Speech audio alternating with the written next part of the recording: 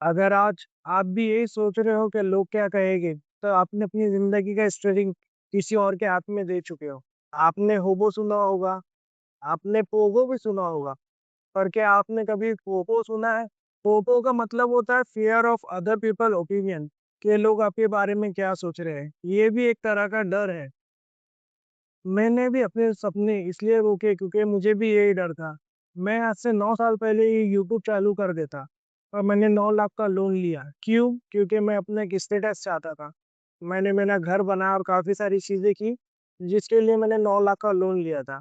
उसे मुझे कंप्लीट करने पूरे 9 साल लग गए। साथ ही साथ मैंने फैमिली भी चलाई।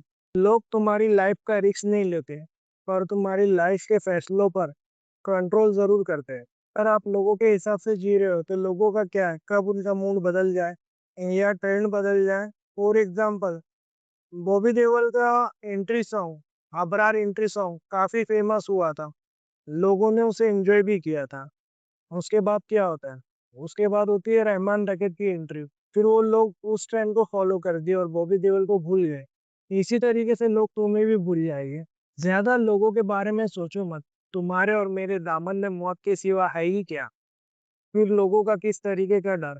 आपके आस-पास या आपके रिलेटिव में ऐसा कोई है जो आपको ये बोले कि आपकी ईएमआई मैं भर देता हूँ, आपकी कॉलेज फीस मैं भर देता हूँ, या फिर ये आपका जो आने वाला लाइट बिल है वो मैं भर देता हूँ, या फिर 1 साल के लिए तू तेरा पैशन फ़ॉलो कर, मैं तेरे पीछे खड़ा हूँ। ऐसा कोई नहीं है ना, फिर क्यों सोचना है कि 4 लोग क्या बोलेंगे?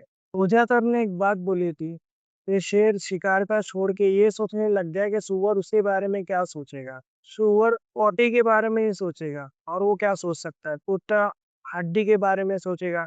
इसी तरीके से दुनिया में हर कोई अपने लेवल पे परेशान है। सब अपनी सोच में ही मुब्तला है। तो इसलिए अपने काम पर फ़ोकस रखो।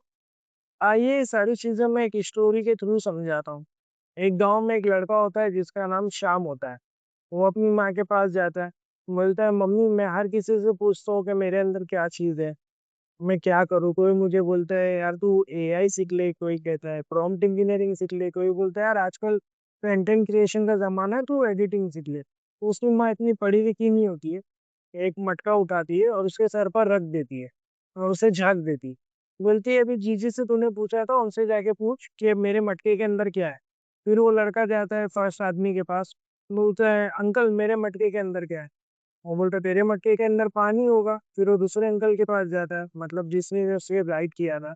अंकल मेरे मटके के अंदर क्या है? तो बोलता मिट्टी होगी। फिर तीसरे के पास जाता है और वो हँसने लग जाता है तीसरा आदमी।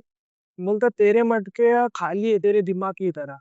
फिर वो आता है, वो मम्मी को बताता है कि मम्मी इसमें सबने अपना-अपना ओपिनियन दिया। तो उसकी माँ कहती है इसी तरीके से लोग अपना-अपना ओपिनियन देते हैं। तुझे मालूम होना चाहिए तेरे मटके के अंदर क्या है।